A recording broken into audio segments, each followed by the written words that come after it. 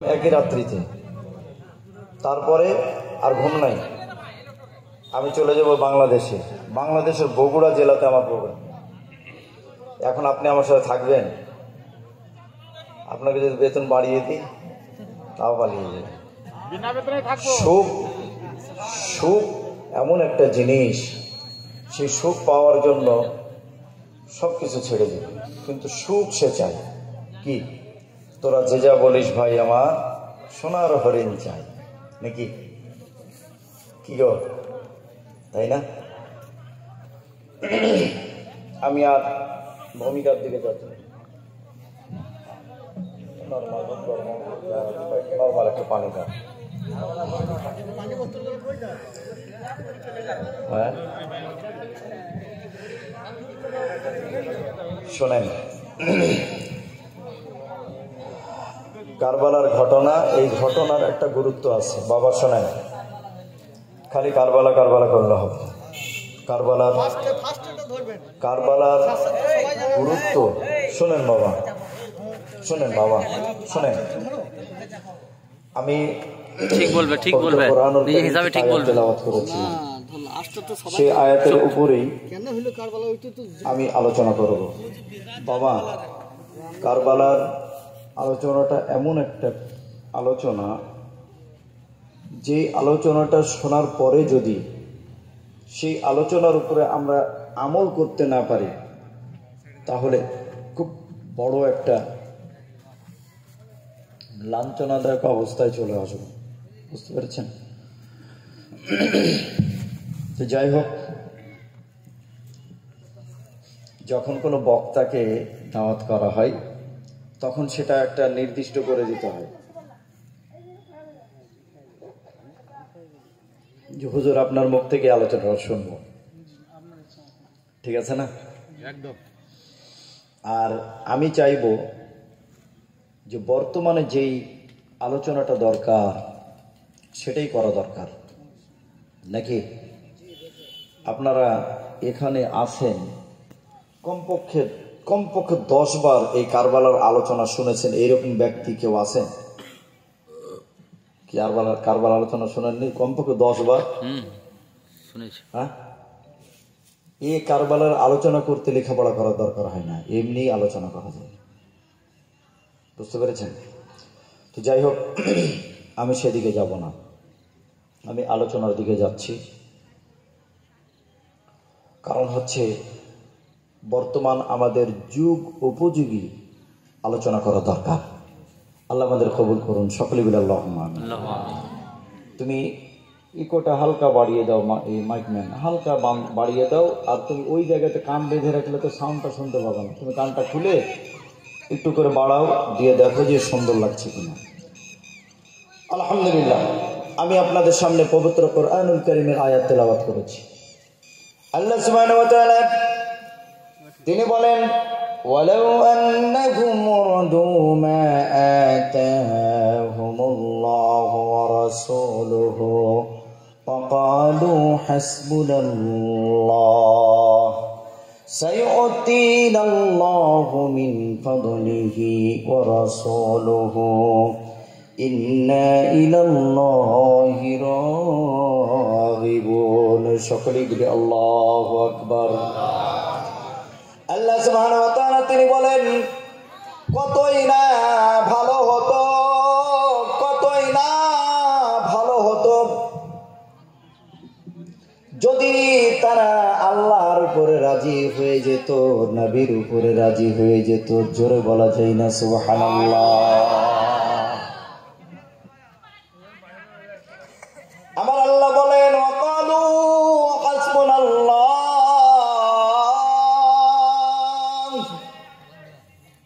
তারা যদি বলতো আল্লাহ আমাদের জন্য যথেষ্ট। জোরে বলেন সুবহানাল্লাহ। ওই সকল মানুষ, তাদেরকে লক্ষ্য করে আমার আল্লাহ বলছেন, তারা যদি বলতো, এই যে মানুষ আছে এই মানুষগুলো কি এই শব্দের বাইরে নাকি? কি আমরা কি এই শব্দের বাইরে?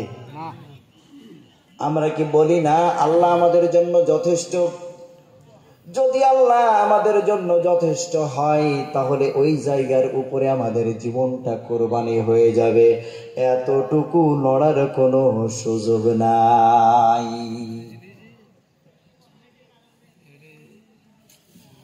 বাবারা আমার, গভীর মনোযোগ লাগান। আমরা বলি ঈমান আছে, নামাজ পড়ি আর না পড়ি ঈমান আছে, কিন্তু এই ঈমানটার গুরুত্ব কতটা বেশি যদি একবার জানতাম ঈমানটাকে ছেড়ে দিতাম না। বলি আমরা দিন মানি, আমরা বলি দিন মানি, কিন্তু এই দিনটা এমন একটা জায়গায় আছে, দিনের ভিতরে একটা নয় তিনটা বিষয় লুকিয়ে আছে। দিনের ভিতরে তিনটা বিষয়। আমরা জানি দিন মানে ইসলাম ধর্ম, তাই না? কি জানি না? আমরা জানি দিন মানে ইসলাম ধর্ম, কিন্তু একটু লক্ষ্য করে দেখুন, আমার নবীর কাছে জিবরাইল আলাইহিস সালাম এসেছেন। নবী আমার সাহাবীদেরকে লক্ষ্য করে বলেন, হাযা জিবরাইল আতাকুম লিউআল্লিমাকুম দীনাকুম। জিবরাইল আলাইহিস সালাম এসে যখন বর্ণনা করলেন, আমার নবী লক্ষ্য করে সাহাবীদেরকে বলেন, ও সাহাবীরা, ইনি হলেন জিবরাইল, ইনি এসেছেন দিন শিক্ষা দিতে। আমরা দিন মানে জানি ইসলাম ধর্ম, কিন্তু দিনের ভিতরে তিনটা বিষয় রয়েছে। ঈমান এক নাম্বার, কি এক নাম্বার ঈমান, আর এক নাম্বার হলো ইসলাম, আর আরেক নাম্বার হলো ইহসান।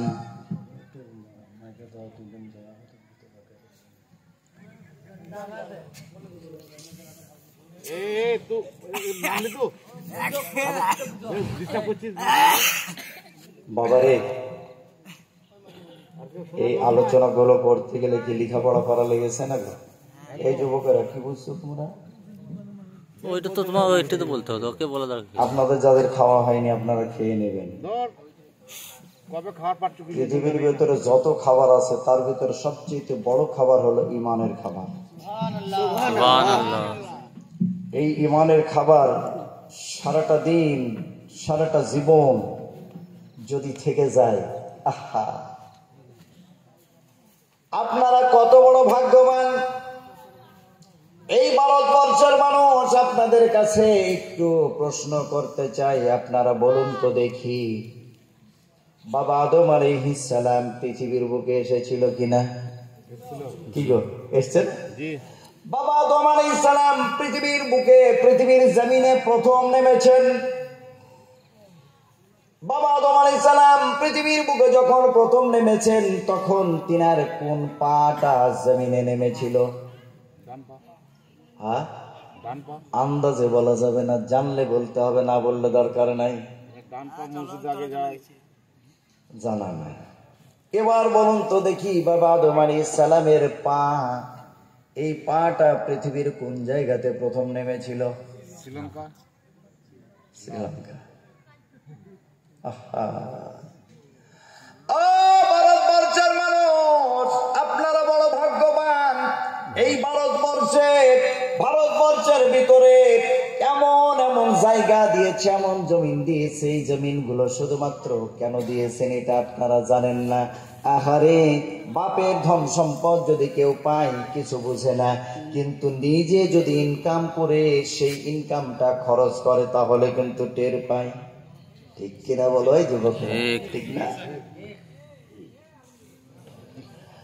ভারতবর্ষের জমিন, এই জমিন আমরা জানি আল্লাহর ওলির জমিন, কিন্তু আরো গভীরে যাই, এই ভারতবর্ষের জমিনটা হলো বাবা আদম আলাইহিস সালামের প্রথম পা নামানো জমিন। এই প্রথম পা নেমেছে, সেই প্রথম পাটা হলো বাম পা, আর এই বাম পা প্রথম নেমেছে কেরালার জমিনে। ভারতে না শ্রীলঙ্কাতে? জোরে বলেন, ভারতে না শ্রীলঙ্কাতে? ভারতবর্ষের কেরালার জমিনে প্রথম বাম পা নামে। ডান পা হলো শ্রীলঙ্কার জুদি পাহাড়ে। এবার বলুন তো দেখি, বাবা আদম আলাইহিস সালাম কত বড় ছিলেন? বাবা আদম আলাইহিস সালাম কত বড় ছিল এটা আল্লাহ ভালো জানেন। তবে একটু চিন্তা করুন, কেরালা আর শ্রীলঙ্কার দূরত্বটা কতটা? আবার আল্লাহ সুবহানাহু ওয়া তাআলা বলেন, নবী আলাইহিস সালামকে যেটা দিয়েছি সেটা হলো মুআজিজা, অলৌকিক আশ্চর্যজনক। যে ঘটনাটা নবী আলাইহিস সালাম কর্তৃক ঘটে যায় সেটাকে বলা হয় মুআজিজা। আর আল্লাহর ওলি কর্তৃক যে ঘটনাগুলো ঘটে, আশ্চর্যজনক ঘটনাগুলো ঘটে, সেটাকে বলা হয় কারামাত। আমি সেদিন যাচ্ছিলাম আজমির শরীফের উদ্দেশ্যে, রাস্তাতে দেখতে পেলাম পাহাড়গুলো কাটা হচ্ছে। পাহাড়গুলো যখন মেশিন দিয়ে কাটছে, এই পাহাড়গুলো কেটে আর একটা মেশিন যখন তলা দিয়ে চাড়া দিচ্ছে, উঠাচ্ছে, এইভাবে উঠানোর সঙ্গে আমি সঙ্গে সঙ্গে দেখতে পেলাম এই পাথরগুলো বিভিন্ন কালারে আল্লাহ সুবহানাহু ওয়া তাআলা প্লেটের মতো করে রেখে রেখে দিয়েছে।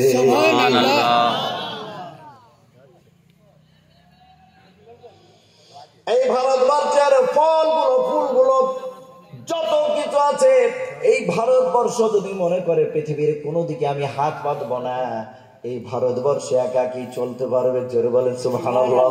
এই নিয়ামতটা পাওয়ার কারণ হলো আদম আলাইহিস সালাম আপনাদের জমিনে প্রথম পা রাখা।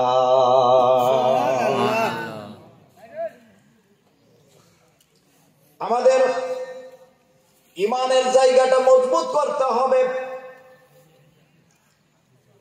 আপনাদের সামনে যিনি এসেছিলেন তৌসিফ রেজা খান হাফেজাহুল্লাহ, তিনাকে জানেন। বেরেলি শরীফের হুজুর আহমদ রেজা খান ফাজিল বেরেলি রহমাতুল্লাহ, তিনার বংশধর। একটু চিন্তা করুন, আমি আহমদ রেজা খান বেরেলি রহমাতুল্লাহ জীবনেতে একটা ঘটনা পেলাম। সেই ঘটনাটা আমাকে বড় বড় আশ্চর্যান্বিত করেছেন। আহারে, কত বড় জ্ঞানী, কত বড় আল্লাহওয়ালা, কত বড় নবী প্রেমিক। নবী প্রেমিক ছাড়া এমন ঘটনা ঘটতে পারে না। আহমদ রেজা খান বেরেলভী রহমাতুল্লাহ তিনি পালকিতে চড়েছেন।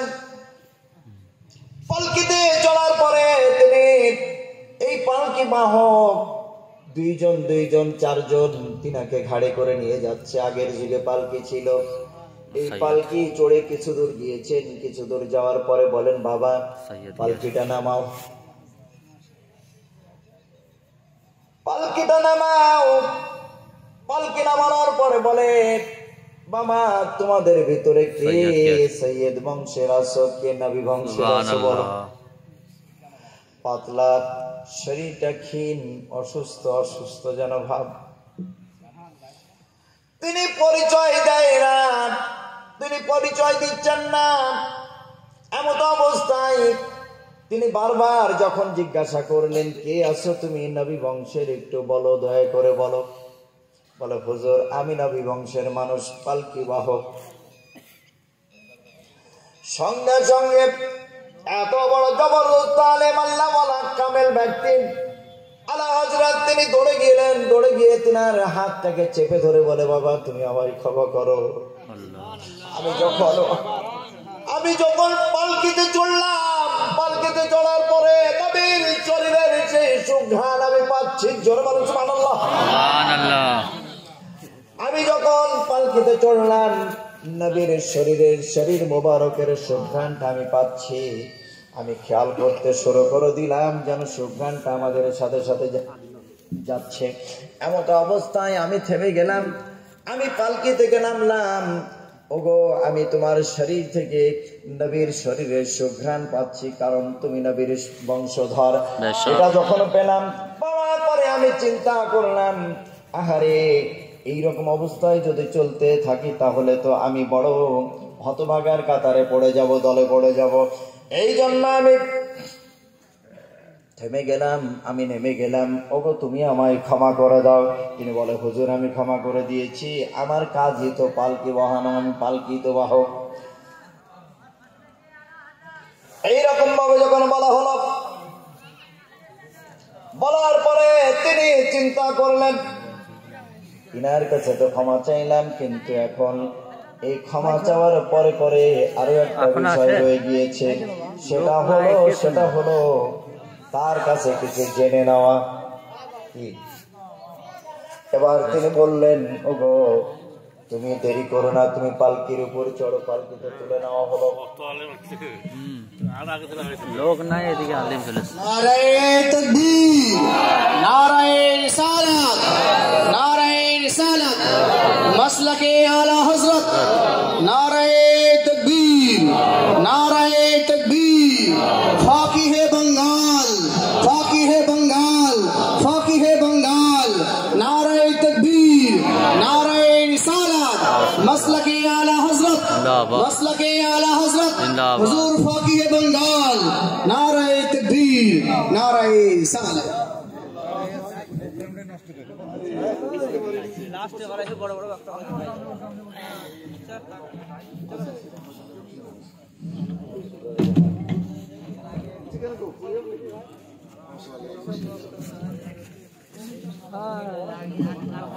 লোক নাই তখন লিয়ে আসে, লোক নাই, 4টে বার লোককে লিয়ে আসে, কি বলবো। হ্যাঁ,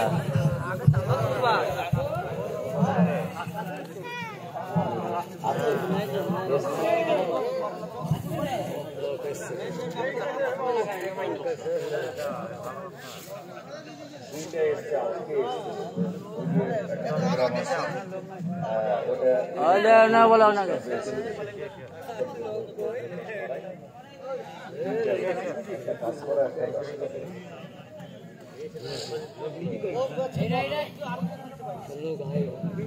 দেখো না বলো।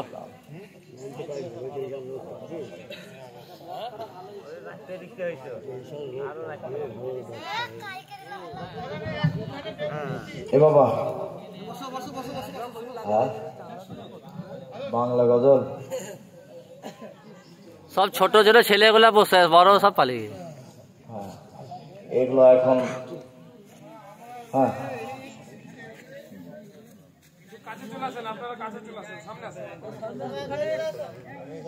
আর সব পালিয়ে গেল।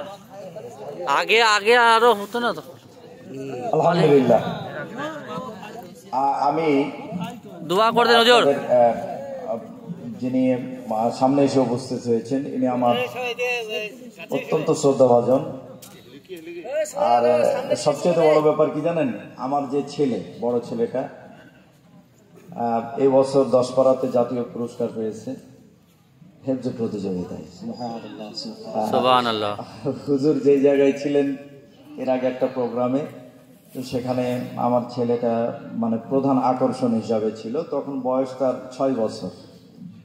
তো হুজুর কোলে করে নিয়ে দোয়া করে দিয়েছে। তারও অবশ্য প্রোগ্রাম মুর্শিদাবাদে আছে, জলঙ্গি থানাতে।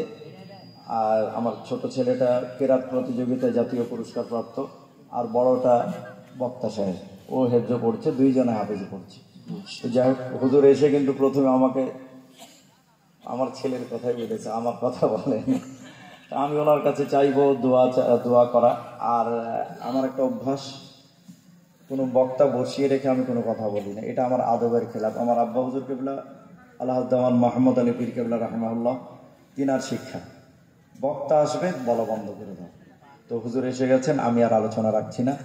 আল্লাহ যদি কখনো আমাকে নিয়ে আসেন, ইনশাআল্লাহ আসবো, আপনাদের ইচ্ছা থাকলে। আসসালামু আলাইকুম ওয়া রাহমাতুল্লাহ।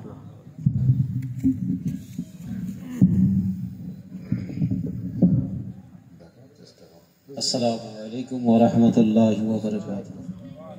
मोहतरम हज़रात, जिस हस्ती का आप लोग तमाम हज़रात जिसका मुंतज़िर थे,